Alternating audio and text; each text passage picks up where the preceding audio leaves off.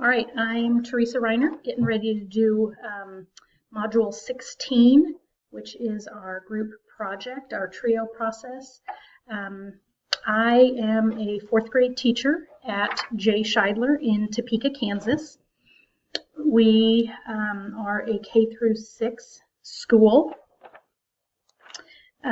We have very high achieving students. We're a pretty affluent school, very low percentage of students that use the free and reduced lunch program, very low percentage of students that are ELL as well. We use AimsWeb as a testing program. We have state assessments. When we have students that we have concerns about, we have monthly data review meetings where our team will get together to review students. Before we take them to that, we have had, if we have concerns about a particular student, we have been using any in-class interventions for any concerns that we have had. I've been meeting with my grade PLC and discussing that student, collecting any assessment data, like I said, with AimsWeb scores, which we take 3 times a year, and state assessment scores from the previous year, Fontes and Pinnell if it's a reading concern, any behavior problems that we've had, any interventions I've done and the results of those, and I would be meeting with my grade PLC already to discuss any of those and be talking about those and getting any suggestions they have. Then if we still have concerns and haven't solved those concerns, then we would take it to that data review meeting where we have a larger group. We have our interventionist that joins us for that, usually the counselor. So the concerns that I have been having is that since we are a more affluent school and high achieving school, we do not have Title I services at all at our school. Also, with all the budget cuts that have been made, we've lost a lot of support positions, and we don't have an at-risk tutor anymore. We used to have one and don't anymore. And we basically just do not have any kind of support staff. So anything, if there's any concerns or any problems, it's entirely on the classroom teacher, and it's just overwhelming in that, just any concerns, any problems, it's all anything that the teacher does. So not really having a lot of support. We do a good job at our school in utilizing data. I mean, we have to have all that data before we can ever come to the data review meetings, but just feeling like once we recognize that there is a concern and there's no fix that the teacher has felt like that they could make on their own, then there just doesn't seem to be an answer. Our students don't seem to be low enough that we can get them qualified.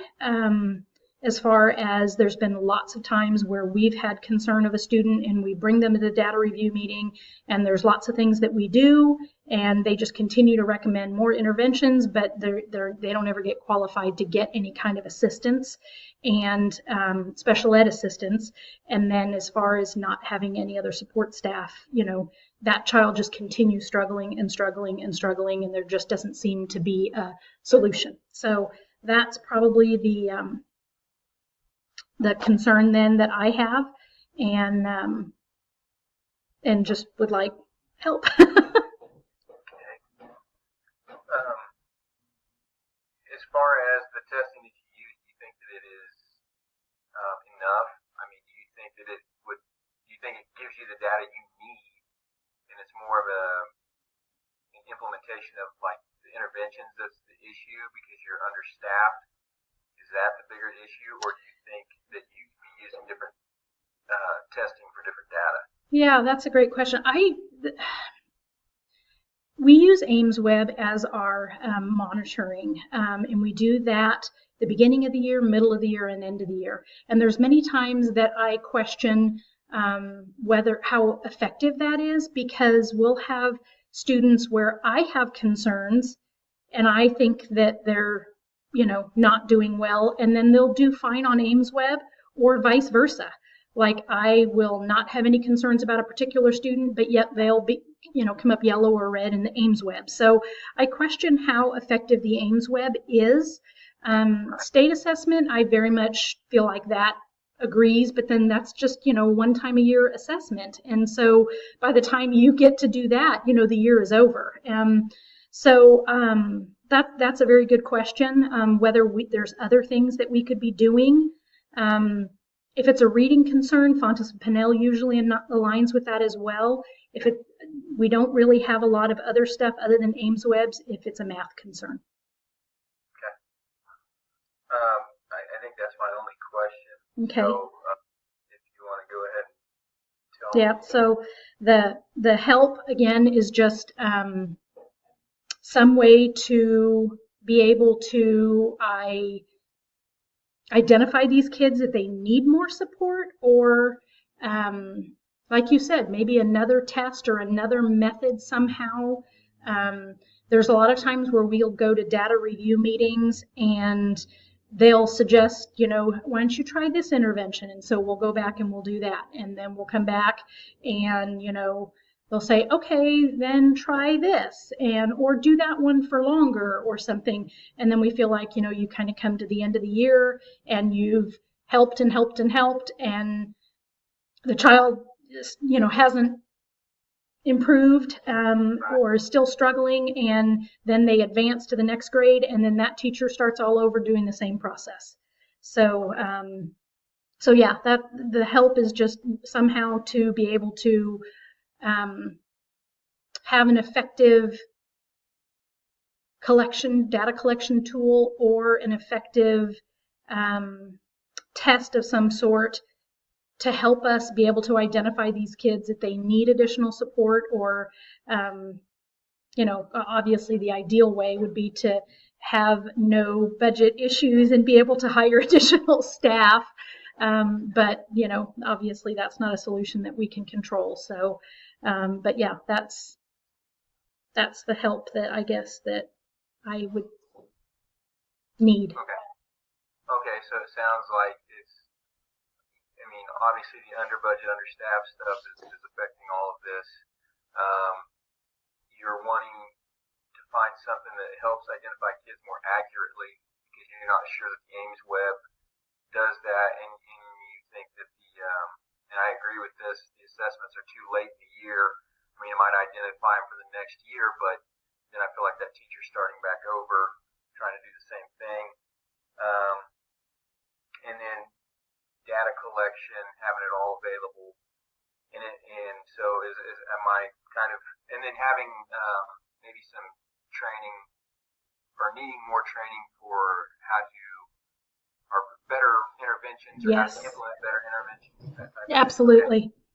So that, I guess, would be my first step. Then would be, okay, we're understaffed, we're under budgeted, which is pretty common. Like I said before in that email, I feel we're in the same boat, but you guys are probably a little worse off with the budget and the staff as far as numbers wise. But I think my first step would be, okay, we know we're going to have to find interventions. So I would look at finding professional development that is really going to help us, and things that are very specific to the fact, and maybe you guys are already doing this, but very specific to not having that funding and not having those at-risk paras.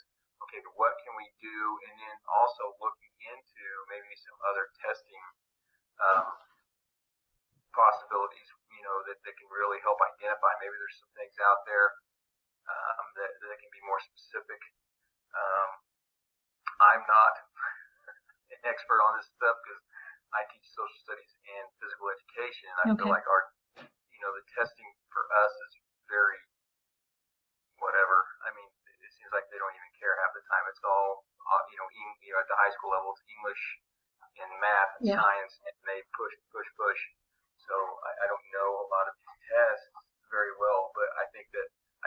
a new test that may be more specific to your guys' needs, and then the PDC or the professional development opportunities to really implement those interventions with what you have, because that, I mean, the resources is always a big thing, especially with the budgets anymore. So. Yeah. Well, I think that's a great idea, and I think that we have other things with reading, not so much with math. So maybe just asking our interventionist for what maybe additional online things or math programs or something that I can be using to assist those kids that are struggling with math. And so I will definitely ask for some support on that. And, you know, obviously the budget thing is not anything that we can control, but I guess I can just keep, you know, at any school-wide PD we have, we can just continue mentioning that, because that squeaky wheel, you know, is the one that's going to get the attention. So maybe just continue mentioning, because we used to have an at-risk tutor, and it was wonderful for those kids that, you know, aren't identified but still struggle and just kind of slip through the cracks year after year and just need that additional support. So thank you. I appreciate that, and I definitely will talk to our interventionist about those things at our next data review meeting. All right. All right. Thank you.